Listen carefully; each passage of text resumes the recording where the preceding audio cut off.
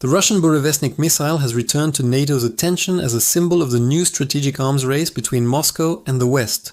It is a nuclear-powered cruise missile, designated in Russia as the 9M7 Tafri, Burevestnik, and codenamed Skyfall by NATO, designed to fly at very low altitude, following the contours of the terrain, changing course several times during its journey, and striking targets at theoretically unlimited ranges.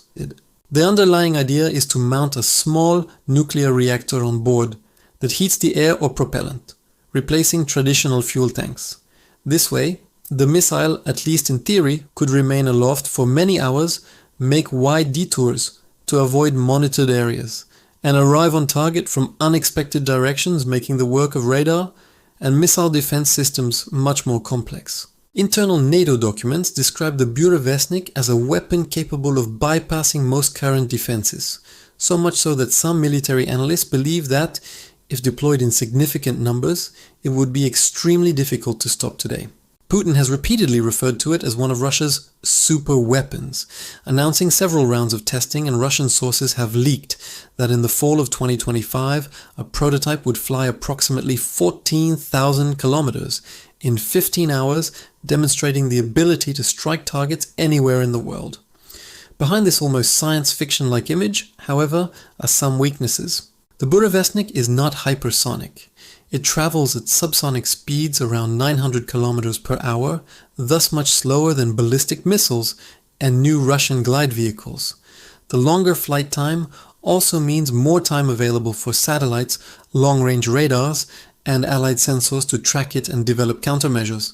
Furthermore, its development has been marked by accidents and failures such as the 2019 explosion in the White Sea, which Western intelligence agencies linked to a failed test, and was followed by a slight increase in radioactivity, indicative of the technical difficulties inherent in such a compact reactor resistant to the stresses of flight. In the background of the Burevestnik, two other Russian systems are of concern to NATO.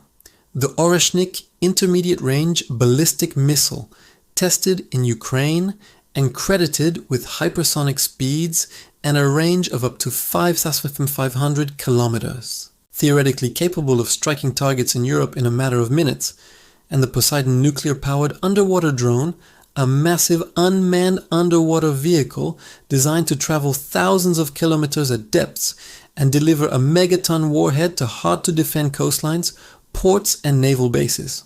The alliance's documents thus oscillate between alarm and caution. They acknowledge that these weapons represent a qualitatively new challenge, but they also point out that such complex systems are expensive, require highly trained personnel, dedicated infrastructure, and extensive development before becoming truly operational on a large scale.